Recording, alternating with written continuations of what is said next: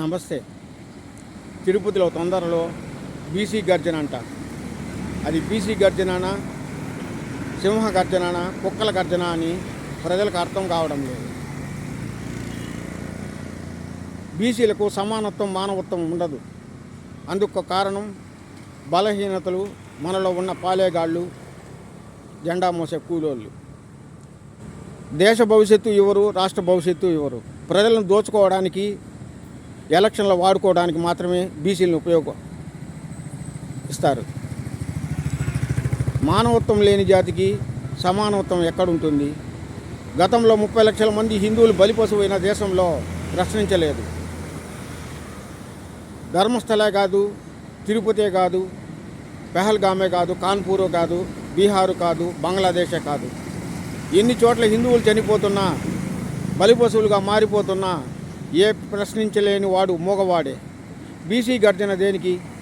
ఎవరిని బలిపశువులు చేయడానికి ఈ బీసీ గర్జన? కులానికి ఒక తోక, మతానికి ఒక తోక, పార్టీకి ఒక తోక, ఉపాధి లేని తోక బీసీ తోక.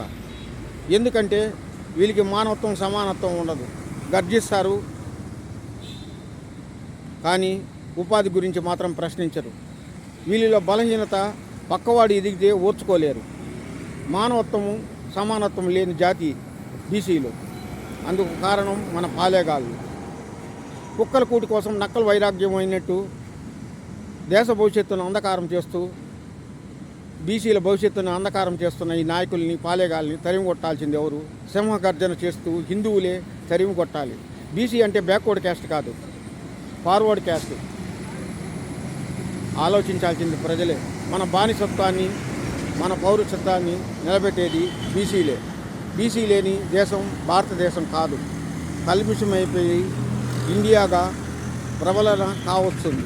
అయినా భారతదేశానికి కావాల్సింది హిందూ రాజ్యం కావాలంటే ప్రతి ఒక్కడు వీరుడై పోరాలి. రేపటి తరం నీకు భవిష్యత్తు కావాలనుకుంటే ఈరోజు యుద్ధం చేయాల్సిందే. అది హిందూ అనేవాడు ఆలోచించాలి.